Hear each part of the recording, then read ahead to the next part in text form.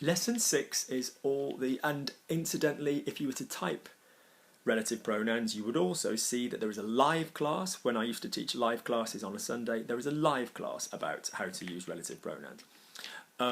If you were to go to lesson 6 with me traditionally, it would be all the different ways of saying one. So again, if you were to do a search on that with O-N-E, one, you would come up with the different ways of saying one.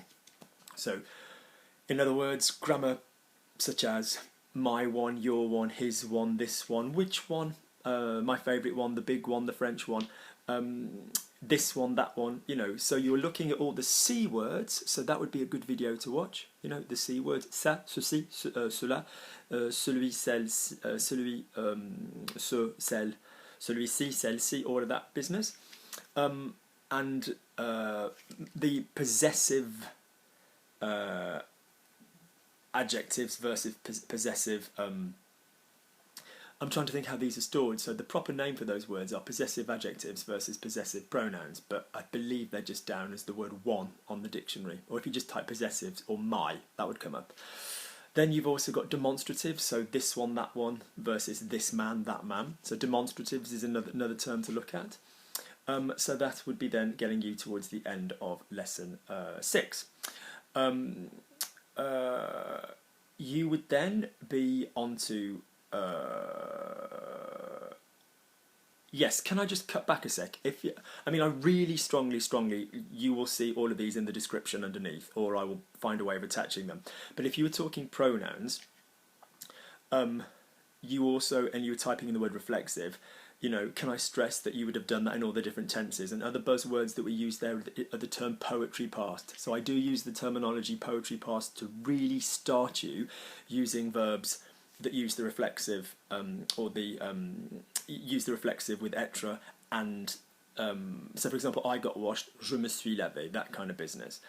And this is headed to where I would normally head up to with lesson 7. Lesson 7, I would normally start with some ABCs. So that would be reflexive verbs that are using the prepositions after them. So for example, s'occuper de, s'habituer à. So merely typing in ABC, that is a terminology that is terminology that would help you. Then using en, en, and ey would be a good video to watch, because that can then be inserted into what we're doing. That would come up in the ABC. There'd be a lot of work on ABC. Yeah, so other things I would then recommend from that is at that point onwards, if you were to just type the word conversation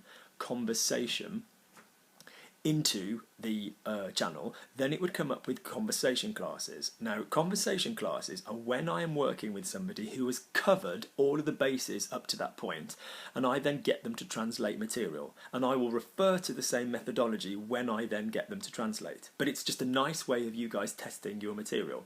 Can I also point out, and like I said, this is not just a sales pitch for these podcasts, but I do then have a massive series of podcasts available, like I think it's 100 files plus, which are classes with people who have then got to that point for you to listen to, and one by one we just work through their translation. So that is a really nice point at which you could go, okay Luke, I'd now like to listen to the podcasts on that, and it's testing people using the grammar that you will have just covered to consolidate that in a series of, you know, like translations. And those classes contain people who are down here, and those classes contain people who are up there, so that, you know, they are a good mixture. Then I would from that point onwards, if somebody's just got to that point onwards, I would then say email me. Email me, let me then know what you're doing, what your what your sort of goals are, and I will then point you for specific stuff. As you work through the conversation playlists on the channel, and as you work through the conversation podcasts, which is a separate series of podcasts, I will use the same buzzwords on the channel as I use in private classes. So in other words, if a term comes up and you think, I don't quite get what they're referring to, all you would need to do would be to search that term, and then and there are like 150 plus hours, 100 hours, 50 hours, I can't remember, of classes. I think it's 50 hours, 100 files. And so in other words, there's plenty of material, a lot of material, and you would then hear that referred to. So I always refer the person to when we did this and what the video was called. I will often say, okay, I need to send you that video again. So in other words, when you're then translating, I will refer to what is going on in either the conversation playlist or the conversation podcast, and then you can then just search that term. So that's not a better way to go about that. But having gotten yourself up to that stage, okay, that covers most people up to getting themselves into some nice conversational French. If you are then joining at that stage, okay, so like I said, this is a video targeted for beginners, and that would take you up to a very, very high intermediate. Anything else that's on there incidentally covers vocabulary, covers other buzzwords, so just be sure to keep typing into the search term words that interest you, words which come up in the classes, and see the videos on that. It's kind of not for you to work out the finer points of certain stuff at that point. You want to, of certain phraseology and translation, you just want to be making sure that you can deal with everything that you've got. So Simon, I apologise it's taken too long. You may well have actually even, you might have even gone past that point now.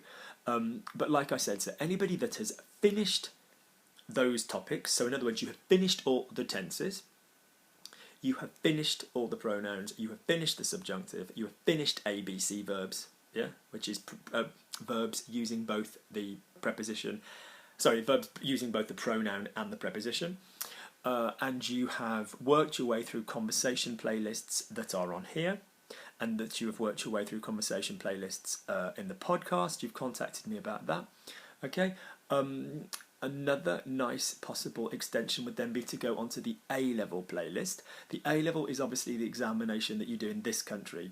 I teach people for American high school, I teach people for Canadian high school, I teach people for American university degrees, I teach people for Canadian university degrees, Canadian teaching certificates, American teaching certificates, if I look at my lovely girl Troy.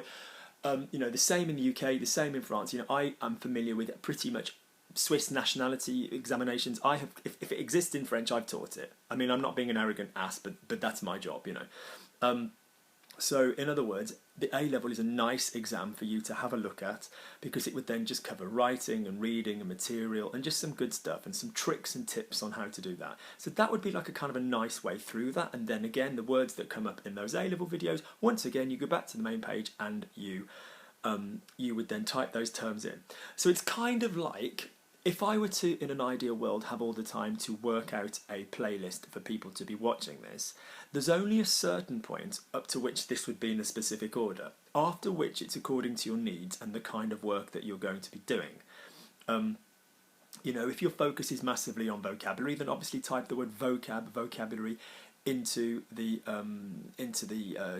channel search engine, and then a lot of those videos would come up, and that would be great. Can I also remind you that there are vocab playlists? There's which literally takes the examination board recommended hundreds and hundreds and hundreds and hundreds of words, and I've given you those in a playlist to sit and listen to as a podcast. So that is another great one. So this is not with the goal of advertising, hey, I do grammar podcasts, I do conversation podcasts, and I do vocab podcasts, but they are available and they are there for a reason, because the learner wants them in a condensed listening non-video format, okay?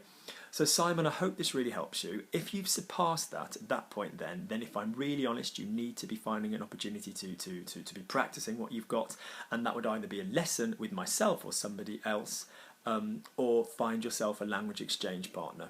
Yeah, that is really what I would be saying. So I hope this is useful. I do apologise for the delay, but like I said, it has kind of been pretty life and death, so on the home front. So like I said, like I'm saying in all my videos at the moment, hopefully somebody will watch this in 2021 and this will just be a distant memory. But guys, keep washing your hands, be very, very careful, don't panic. Most people that will get corona will be absolutely fine. It is a flu.